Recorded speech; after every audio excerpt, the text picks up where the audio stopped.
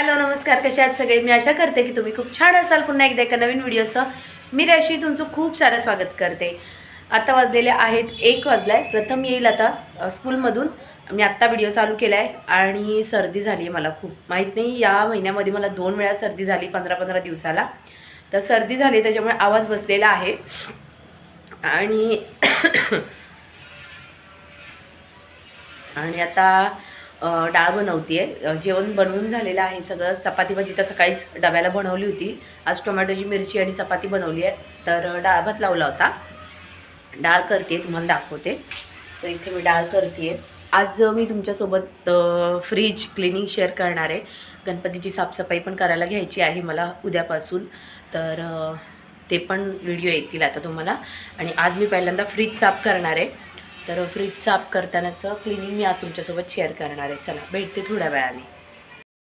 प्रथम आलेला आहे, हातपाय धुतलेत आणि आता त्याला जेवायला देते आहे. जेवणामध्ये मी सांगितलं तुम्हाला टोमॅटोची मिरची चपाती सकाळीच बनवली होती आणि डाळ भात आत्ता बनवला आहे. तर आता दाल फ्राय आणि थोडंसं सॅलड. घे प्रथम. हां देते. वाफ घेतली जरा आता गोळी टाकून. ती ग्रीन कलरची गोळी मिळते वाफ घ्यायची. तर वाफ घेतली आणि सगळं आवरून ठेवलं आहे. आता जरा वेळ झोपते आणि मग 4 वाजता उठून फ्रीज साफ करेन, कारण की मला थोडंसं कणकणी आल्यासारखं वाटतं आहे. सर्दी झाली ना की होतंच. चला मला फ्रीज साफ करायला आता संध्याकाळी 7 वाजता मुहूर्त लागलेला आहे, कारण की दुपारी झोपले तर झोपूनच राहिले. मला जाग आली नाही आणि प्रथम पण आज ट्युशनला गेला नाही. सुट्टी दिली होती त्याच्या टीचरने, त्यामुळे तो पण ट्युशनला गेला नाही आणि मग आम्ही दोघं पण झोपून राहिलो. मी संध्याकाळी 6 वाजता डायरेक्ट उठली. तर म्हटलं चला आता काही काम नाही आहे, मला फक्त भाकर करायची आहे आणि बेसन भाकर बनवायची आहे मला आज. त्यामुळे म्हटलं चला डाळ भात आहे दुपारचा, करून घेते त्याला पटापट. आणि हे सगळं मी रिकामं करून घेते आणि मग दाखवते तुम्हाला. सगळं काढून घेतलं आहे, मोकळा करून घेतला आहे, पूर्ण मोकळा केला आहे. मॅट मागवली होती फ्रीजसाठी, हे पण काढून घेते धुवायला. माझ्या या फ्रीजला 13 वर्ष कंप्लीट झालेली आहेत, पण तो अजूनही तेवढाच चांगला आहे. चांगला मेंटेन ठेवल्यामुळे अजूनही तेवढाच चांगला आहे तो. त्याला कोण बघून म्हणणार नाही की 13 वर्ष झालेली आहेत म्हणून. फक्त बाहेरून दरवाजाचा थोडासा कलर उडाला आहे, नंतर दाखवते मी तुम्हाला. इथे सगळा पसारा मांडून ठेवला आहे मी. सगळं काढून घेतलेलं आहे फ्रीजमध्ये जे जे काय होतं ते. आणि आता पहिल्यांदा काय करते, आता मी सगळं घासून घेते. इथे सगळी जी भांडी काढलीत ना ती मी घासून घेते आणि मग फ्रीज पुसून घेते. इथून पुढे थोडासा व्हिडिओ फास्ट फॉरवर्ड करते, कारण की जर सगळंच दाखवत बसली ना तर व्हिडिओ खूप मोठा होईल. त्याच्यामुळे थोडासा फास्ट फॉरवर्ड करते व्हिडिओ मी.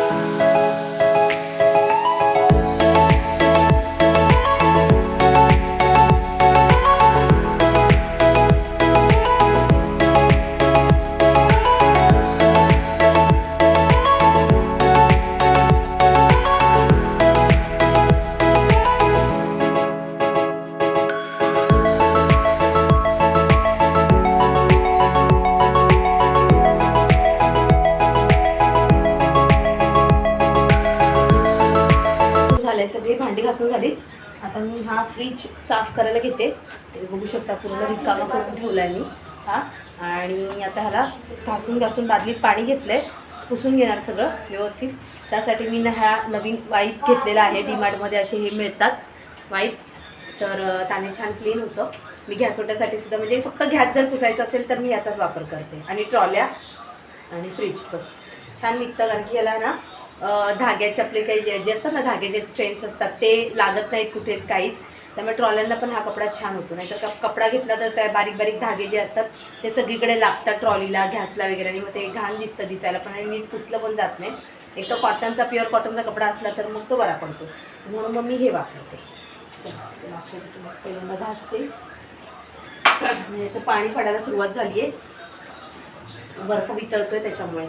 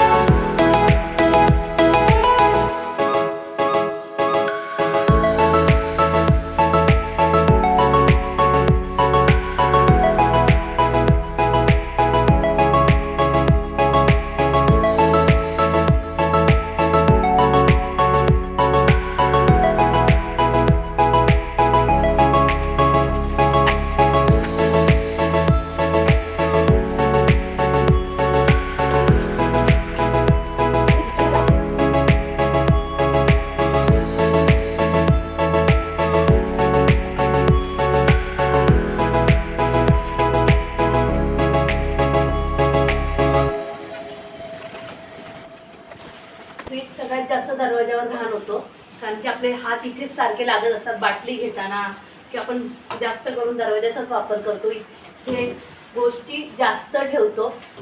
मुलांचं पण सॉस मिओनीज वगैरे इथेच असतं, त्यामुळे मुलं पण कसले कसले खडखडे हात वगैरे लावतात, त्यामुळे इथेच जास्त घाण होतो दरवाजाला. फ्रीज आत एवढा होत नाही.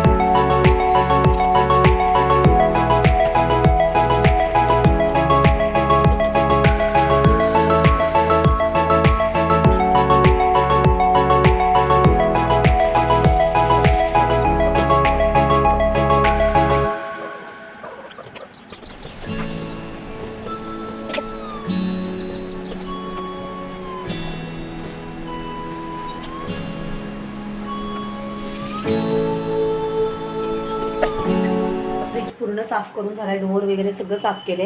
हा जो रब्बर आहे ना, हा घासणार आहे मी आता. हा पण बऱ्यापैकी काळा होत राहतो सारखा, आणि माझं तर माहीत नाही का माहीत नाही. आता हा फ्रीजला झाले 13 वर्ष, पण तो किती पण घासला ना तो सारखा काळाच होत राहतो. मी कायम घासते त्याला, पण ते मॉइश्चर पकडून पकडून तो काळा होत राहतो. त्याला घासून घेणार आहे. एक तर जुना ब्रश आहे माझ्याकडे, त्याने घासून घेणार आहे मी. हे घासणं खूप गरजेचं आहे. इथेच घाण बारीक जीवजंतू आपल्याला जे डोळ्यांना दिसत नाही ना ते असतात तिथे, आपण कसले कसले हात लावतो वगैरे.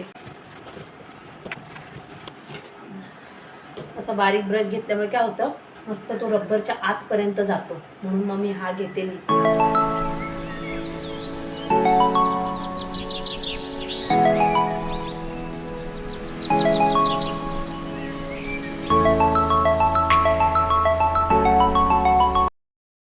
हे इथे सुकायला ठेवले आणि सुकलंय सगळं मस्त हवेखाली, पंख्याच्या हवेखाली सगळं सुकलंय. हे प्रथमचा इथे अभ्यास चालू आहे.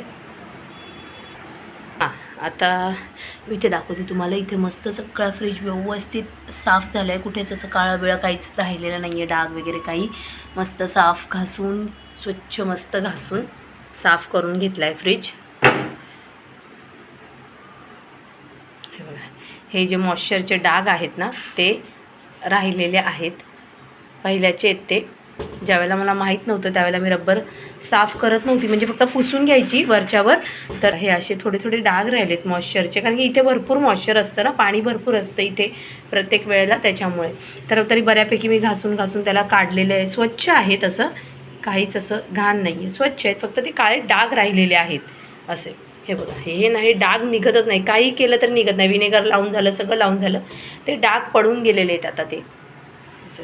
आणि काही खोटं नाही आहे, मी जे आहे ते खरं दाखवते, कारण की मी नेहमी क्लिनिंगचं तर तुम्हाला दाखवतच असते. त्यामुळे सगळं चांगलंच आहे असं आपण म्हणू शकत नाही. त्यावेळेला मला खरोखर माहीत नव्हतं की हा रब्बर साफ करावा लागतो. मला भीती असायची रब्बर साफ केला की खराब होईल, कारण की कसा आपण त्याला काय म्हणतो स्टिकसारखं असतं, तो चिकटतो, त्याच्यामुळे मग असं वाटायचं की खराब झाला तर रबर, त्यामुळे मग मी त्याला कधी घासलं नाही असं. आणि आता जसं 7-8 वर्ष मी पुन्हा घासायला लागले, त्यामुळे बऱ्यापैकी स्वच्छ आहे. पण ते डाग जे आहेत ते पडून गेलेले आहेत, म्हणून जे आहे ते खरं दाखवण्यात काहीच भीती नाही आहे.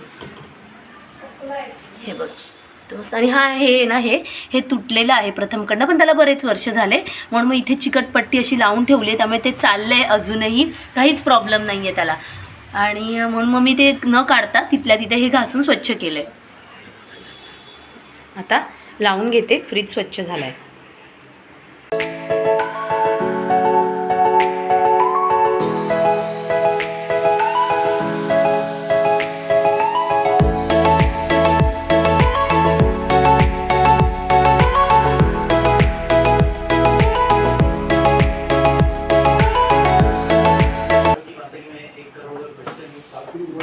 हे ठेवून घेते आता, स्वच्छ केलेत मस्त. आणि मॅट असले ना की बरं पडतं फ्रीजमध्ये. ह्या ज्या जाळ्या आहेत ना त्या अजिबात खराब होत नाही, काही सांडत नाही त्याच्यावर.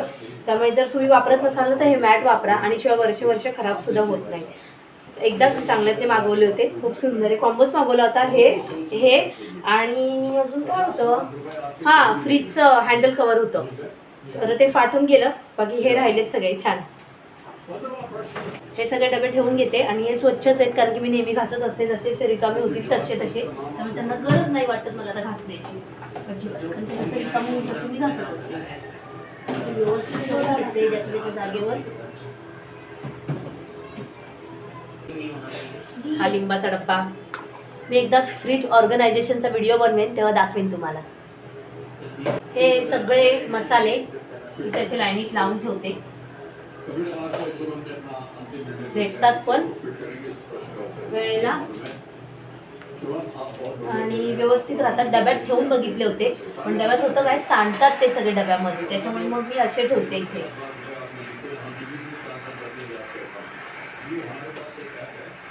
इथे हा एक कप्पा बरा पडतो त्यांना मसाल्यांना. आणि सगळ्यात खालच्या ट्रेमध्ये भाज्या कमी, आणि कडधान्य आणि शेंगदाणे वगैरे खोबरं जास्त असतं, कारण की बाहेर या वस्तू ठेवल्या तर खराब होतात, सगळ्या महिलांना माहीत असेल. त्यामुळे ह्या सगळ्या वस्तू ट्रेमध्ये जास्त असतात. आणि ह्या थोड्याशा माझ्या वस्तू ज्या फ्रीजमध्ये असायला हव्यात, फाउंडेशन, गुलाब पाणी वगैरे. आणि या डब्यामध्ये असतात, मी तुम्हाला दाखवते, या डब्यामध्ये असतात केकचं सामान, केक, कस्टर्ड आपण बनवतो ना ते खिरीचं. इथे इसेन्स आहे, हे व्हॅनिला इसेन्स आहे, फूड कलर आहेत हे 2, आणि बेकिंग पावडर असते, कोको पावडर, कस्टर्ड पावडर असते. तर ते सगळं सामान या डब्यामध्ये असतं सेपरेट. ही कस्टर्ड पावडर, ही पण आता याच्यात ठेवते. हे राहिलं होतं पुसायचं आतमध्ये, कारण की बर्फ होता थोडासा, तर आता पूर्ण वितळून गेलेला आहे तो तासाभरात. 1 तास लागला मला पूर्ण फ्रीज साफ करायला, तर तो वितळून गेला. म्हणून आता हे राहिलं होतं पुसायचं, हे पण मी छान पुसून घेतलं. आता फ्रीज साफ झालेलं आहे. ट्रेमध्ये फक्त आता इथं याच्यामध्ये प्रथमचे चीजचे क्यूब्स असतात, ते कागद ठेवलं ना तर ओला होतो ना, म्हणून मग मी अशा डब्यामध्ये ठेवते ते चीजचे क्यूब्स, ते आहेत. आणि इथे माझे फक्त एक शीट मास्क आहे, लावते मी महिन्यातनं एकदा वगैरे, म्हणून ते ठेवलं आहे. बाकी सगळं झालेलं आहे, मस्त छान वाटतं. आणि कोणतीही वस्तू ही साफ केल्यावर खूप सुंदर दिसते, असं वाटतं बघतच राहावं. इथे हे सगळे डबे असतात, मी एक दिवशी दाखवेन तुम्हाला कसं ऑर्गनाईज करते ते. बस